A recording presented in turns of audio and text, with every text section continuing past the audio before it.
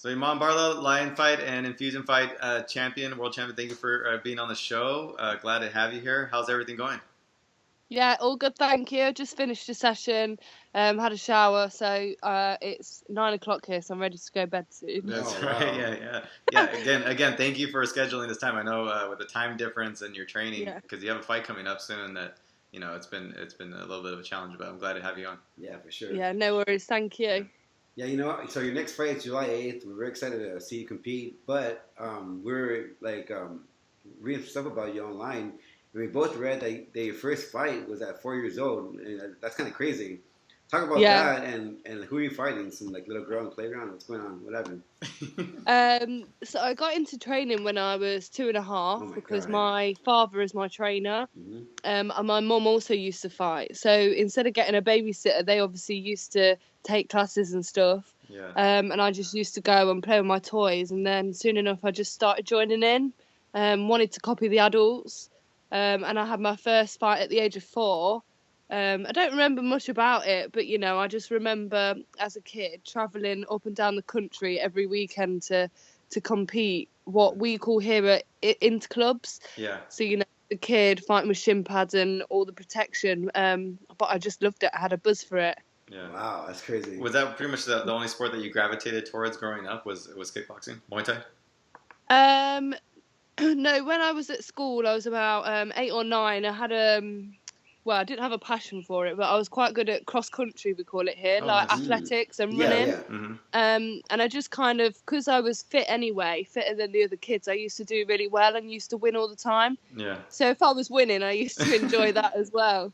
So I did that up until I was about 16. I was, really good, top of the county, and then I suffered a back injury. So I've never competed running, and it got to the stage where I had to kind of choose as well, and Thai boxing's always been my first love.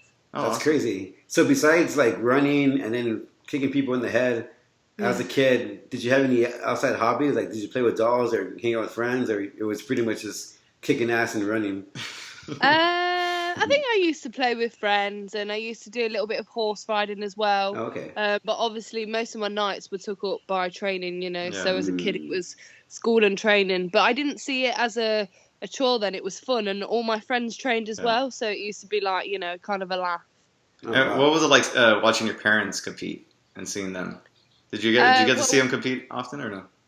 I can't really remember. There's a picture of me and my mum when she had her last fight, and I was about 5 or 6. Okay. But I can't really remember. Okay. I don't remember what I had for dinner. Oh wow. And how about your father? I know did he stop competing after a while or? No, he never really competed. Oh, okay. He was more of just kind of a trainer and enjoyed the sport. Yeah, awesome. And so you're saying that your friends competed too as well as yourself? Well, I suppose they weren't my friends outside the gym. They were kind of friends from the gym. Oh, okay. Do you know what I mean? So they kind of became my... I had 2 sets of friends. Okay, because I was going to say, man, you guys all went out to the club. You guys would be some dangerous girls. Yeah. No, none of my friends do it. I don't know why. They get all nervous when I fight, so I don't think they'd want to. Oh, man. And talk about your fight coming up. You're defending your belt for, the 5th time, I think? Yeah. Yeah? Are you excited? Yeah. You're excited to compete against on July 8th is coming up soon. Yeah. Yeah, so it will actually be my 100th fight, my 100th professional fight. That's a special thing for me. And to do it on an Infusion show, in a different country and be, main event is kind of something special. So I feel like it's kind of, fitted in perfect. My opponent's Ashley Nichols. Obviously, I knew her from the Infusion reality. I did that with her. I didn't fight her there, but, I know her well, and she's a nice girl, and I know she'll be a strong opponent. So, it's even a kind of makes the occasion even bigger. So obviously it's July the 8th, going to a new country, going to Canada. I'm really excited. Awesome. Yeah, Canada is a great place to visit. You're pretty lucky to go there. But are you planning to go out there maybe weeks in advance just to be, coming in with the time zone and all that stuff? Yeah, so when I looked into it, they're only actually 3 hours behind. Okay. Oh, okay. Which isn't a lot, but obviously it's a long journey there. So yeah, I'll definitely be there a week before the fight. So I took Okay. a week off work, and I'll be there a week before the fight. I think when I fought online fighting for the first time in Connecticut, again, like the flight wasn't too bad, but I just didn't give enough for the time difference. I couldn't stay awake at night. Yeah. I just needed to go. You know, it was 6 o'clock American time, and it was about 2 in the morning at home, and I was falling asleep at 6 o'clock at night. So you know, when I was fighting at 10 p.m., like I was knackered. It did affect me, and obviously I don't want that to be an excuse, and I need to myself to be in 100% shape. So you know, I try and do everything I can to be 100% fight day. Right. Yeah. Is that something that you like on? You travel around a lot for fighting. Where's the best place that you felt comfortable fighting in? Obviously at home, but where's another place that you like to call, home? A second home. A second home. Yeah, I don't know. I fight in Spain quite a lot, Uh-huh. and also Ireland. Two very random countries, but I have the best reception in Spain and Ireland. Like I love it. It's crazy. Like the young girls there and the messages I get before. Yeah. So I'd probably say Spain and Ireland. Obviously, I fight in Holland a lot. Not as much anymore. But I kind of think wherever I go, I meet new people, and the Thai boxing community, you know, everyone's so lovely. So, you know, sometimes it's hard to pick just one place. Yeah. Right. And your Muay Thai career has also been, has been really successful, obviously. Do you have any ambition to fight like in mixed martial arts at some point in your career? It's never really been a thing for me. I've had a lesson before, and I just like, you know, the groundwork, and I didn't enjoy it, and I do Muay Thai because I enjoy it. If I was greedy, then yeah, I'd go into it. Yeah. You know, but I want to do something for the love, so not at the minute. You know, maybe I don't know, I'll grow older and develop a love. I don't know. What's your opinion on some of the fighters that come from more of a striking background like yourself? Like you have Joanna Jędrzejczyk in the UFC. Yeah. And, what are your opinions on her? And then also Gokhan Saki. Valentina. Yeah, Valentina and Gokhan Saki, who just signed with the UFC. What's your opinion on those guys, those people? I think they're great. They were great role models in Muay Thai, and now they've gone into MMA, and you know they're the same. They don't have as much trash talk either. I think there's you can kind of see that respect background that they've come from, and obviously doing our kind of sport Muay Thai gives them such an advantage, you know, in the cage, and I think they kind of got one up on their opponent, and their opponent knows that they're good, you know, standing up. So it's like if I was fighting any of them, the first thing I'd want to do is, you know, get them on the floor. And I think they have a massive advantage, but they've earned it and they've deserved it. So yeah. Right. You know, and talking about, you know, the sport, you know, social media plays a big part in fighting, and we see that you're out there everywhere, like, you know, having pictures and whatnot. Yeah.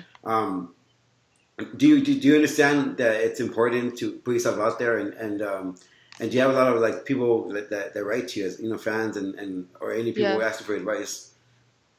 Yeah, 100%. Like I think it's only the last couple of years I have kind of understood how important it is to be, and kind of understand what a role model is, and you know, and how people do get inspired by you know, the things that I do, which I deem normal. It's crazy. No, it is. And the messages I get now just seem to spur me on a bit more, and they give me more confidence, and you know, make me feel like I'm doing something worthwhile. You know, because you have your good days and your bad days, and sometimes when you get their messages on the bad days, you're like, I remember why I'm doing this. Like, it's so nice. Nice. And if you can, I don't know if the fans have gotten to see it, but the fans, if you could show them the belts that you have all lined up in your bedroom here. Look at this. I don't do the dusting. That's a killer for you. Look at that. Oh my God. Yeah. Jesus Christ. And then these ones are my junior belts. I don't know if you can see them. Oh, wow. Oh, wow. But I just hide my shorts under it. Is that all of them, or do you have more in storage? No, that's all of them. I don't have any trophies anymore, though. My dad made me give them away. That must be an intimidating thing, like meeting you like outside and then going to your room for the first time and seeing those belts. Yeah, That must be I a bet scary it's a bit thing. intimidating. Yeah. Which one of those belts has like a special meaning to you, Phil? I'd probably say the pink Enfusion one. Mm.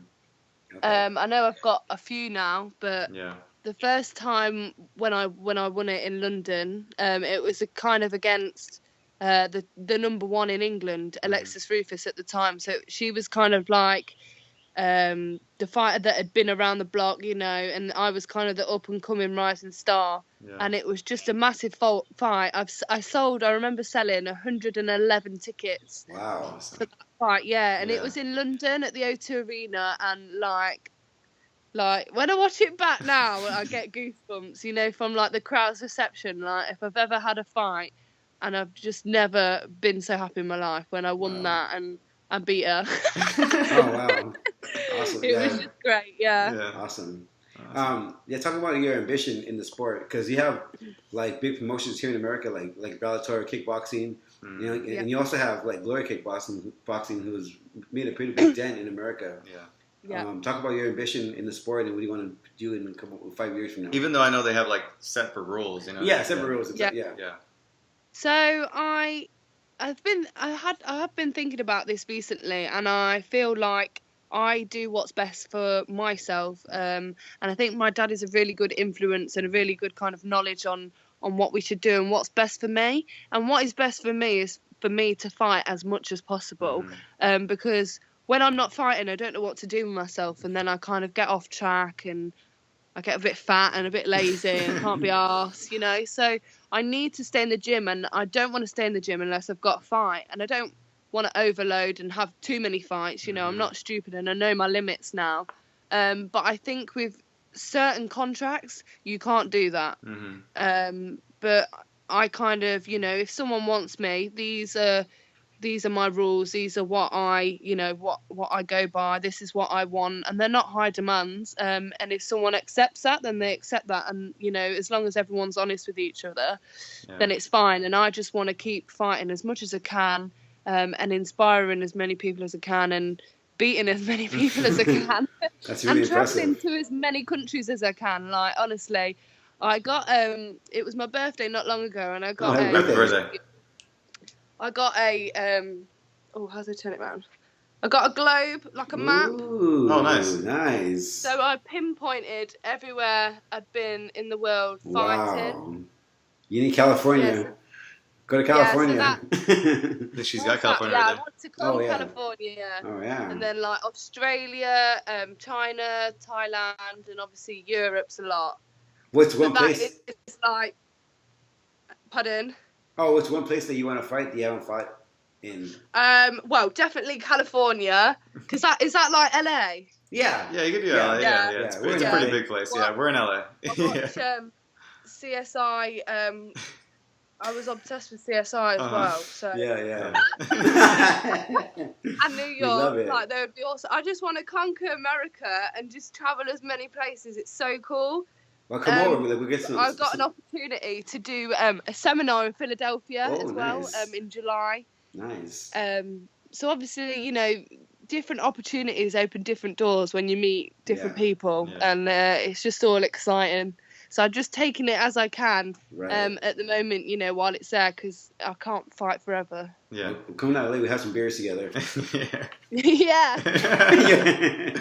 Well, you're still young and you have a lot of a career left in you, and you have a lot of fight left in you. So we're excited to see where that goes. Yeah. Thanks. Did you? We want to thank you for being on the show. Did you want to let the fans know like where they can find you on social media and maybe plug some of your sponsors? Yeah.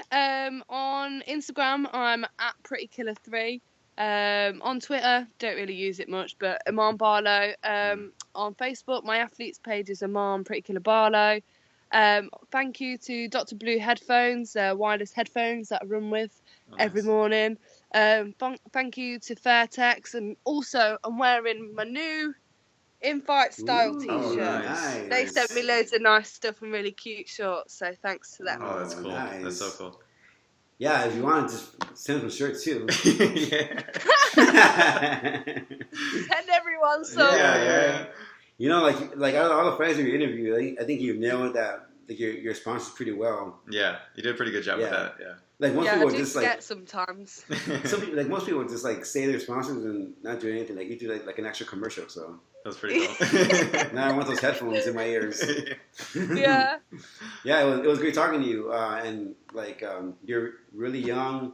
You're great fighter, and you have a lot of ambition. So we look forward to your progression, and hopefully we could. We'll have you on the show again soon. On the show soon, and you could to California. We could have some anytime. beers, and then fight I after. think I might be, if I'm in the good books with Scott Kent in Lion Fight, might be California in February next year.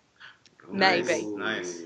Hit us up. And I know Lion Fight goes to Vegas a lot, so maybe if you could do that, a show in there. Yeah, that'd be cool. Yeah. Uh-huh. Yeah, excited. Don't get too crazy, though. Don't get too crazy. Yeah. All right, take care, and thank you for being on the show. Yeah, we'll see you soon. Yeah, nice one. Thank you.